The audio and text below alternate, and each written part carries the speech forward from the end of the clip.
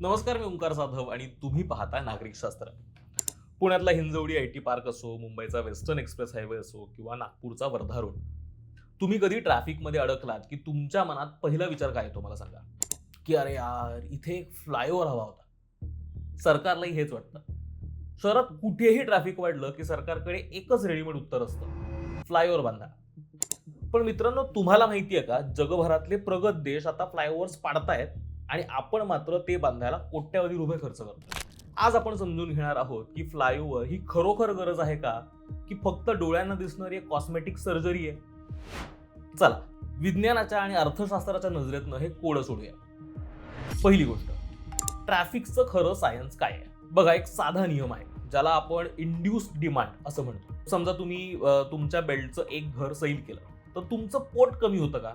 नाही, उलट तुमच्या पोटाला वाढायला थोडी जागा मिळते, म्हणून सैल होते. फ्लायओव्हरचं पण असंच आहे.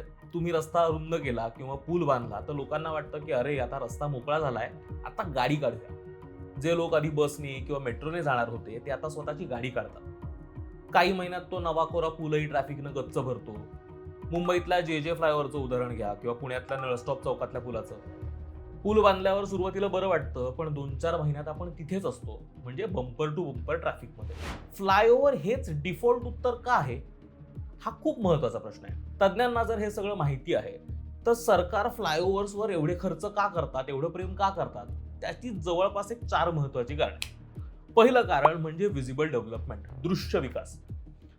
फुटपाथ नीट करणं किंवा सांडपाण्याची व्यवस्था करणं हे जमिनीखालचं काम आहे, त्यामुळे ते डोळ्यांना दिसत नाही. पण हवेत उभा असलेला 1000 कोटींचा सिमेंटचा पूल दुरूनही दिसतो. निवडणुकीमध्ये मतदाराला दाखवण्यासाठी हे उत्तम प्रॉडक्ट असतं. दुसरं, कॉन्क्रीटची लॉबी. फ्लायओव्हर म्हणजे मोठं बजेट, मोठे कॉन्ट्रॅक्टर्स, खूप सारं सिमेंट, खूप सारं लोखंड. या मोठ्या टेंडर्समधनं कोणाकोणाचे किस्से भरतात हे समजायला रॉकेट सायन्सची गरज असते. तिसरं कारण, जीडीपी आणि अर्थव्यवस्थेचा फुगवटा. हे खूप महत्वाचा मुद्दा आहे. सरकारला आपली अर्थव्यवस्था म्हणजे इकॉनॉमी वेगानं वाढतीये हे दाखवण्यासाठी मोठ्या खर्चाची गरज असते. जेव्हा सरकार 10,000 कोटींचे फ्लायओव्हर बांधतं, तेव्हा ते पैसे सिमेंट कंपन्या, स्टील कंपन्या, कॉन्ट्रॅक्टरकडे जातात. त्यामुळे जीडीपीचे आकडे फुगतात. सरकारला सांगता येतं की बघा, देशात किती इन्फ्रास्ट्रक्चर उभं राहिलंय. पण सामान्य माणसाचा प्रवास सुखाचा झाला का? तर कदाचित नाही. हे म्हणजे एखाद्यानं कर्ज काढायचं, महागडी गाडी घ्यायची आणि मी श्रीमंत झालो असं मिरवायचं. असंच आहे ना. चौथं कारण म्हणजे तात्पुरती मलमपट्टी. लॉंग टर्म ट्रान्झिट प्लॅनिंग करण्यापेक्षा लोकांना आम्ही काहीतरी करतोय हे दाखवण्यासाठी पूल बांधणं सोपं असतं. आपल्याच आजूबाजूच्या शहरातली काही उदाहरणं घेऊयात. पुण्याचं बघूया. पुण्यात पुलांचं जाळं विणलं जात आहे, पण पुण्याच्या अरुंद रस्त्यांवरचा पूल जिथे उतरतो तिथे बॉटलनेक तयार होतं. म्हणजे तुम्ही पुलावरनं सुसाट येता किंवा पोचता आणि पुलाच्या शेवटी पुन्हा तासनतास अडकता. नाशिकमध्ये द्वारका सर्कलचं उदाहरण घ्या. तिथं फ्लायओव्हर असूनही खाली जो गोंधळ होतो तो अजूनही सुटलेला नाहीये, कारण आपण फक्त गाड्यांचा विचार करतोय, रस्त्यावर चालणाऱ्या पादचाऱ्यांचा नाही. नागपुरात डबल डेकर फ्लायओव्हर आलेत, खाली रस्ता, वर फ्लायओव्हर, त्याच्यावर मेट्रो.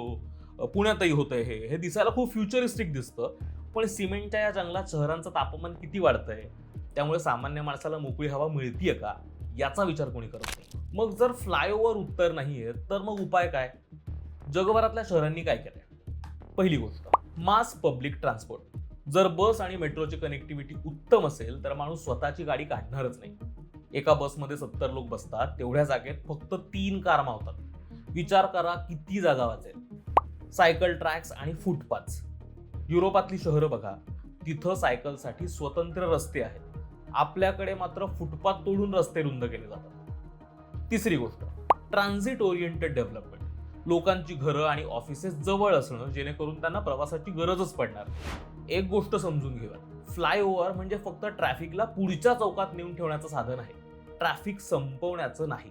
त्यामुळे पुढच्या वेळी तुमच्या भागात नवीन फ्लायओव्हरचं भूमिपूजन होईल तेव्हा पेढे वाटण्यापेक्षा एकदा विचार करा, या पुलामुळे माझं ट्रॅफिक सुटणार आहे की माझ्या टॅक्सचा पैसा फक्त अर्थव्यवस्थेचे आकडे फुगवण्यासाठी आणि कॉन्ट्रॅक्टरचं भलं करण्यासाठी वापरला जाणार आहे? आम्हाला कॉमेंटमध्ये सांगा तुमच्या शहरातले असे कोणते फ्लायओव्हर्स आहेत जे बांधूनही ट्रॅफिक कमी झालेलं नाही. आणि हा व्हिडिओ तुमच्या सोसायटीच्या ग्रुपवर आणि तुमच्या नगरसेवकाला नक्की पाठवा. जागरूक नागरिकच चांगलं शहर घडवू शकतात. आणि नागरिकशास्त्राला सबस्क्राईब केलं नसेल तर लगेच करा. धन्यवाद. जय महाराष्ट्र.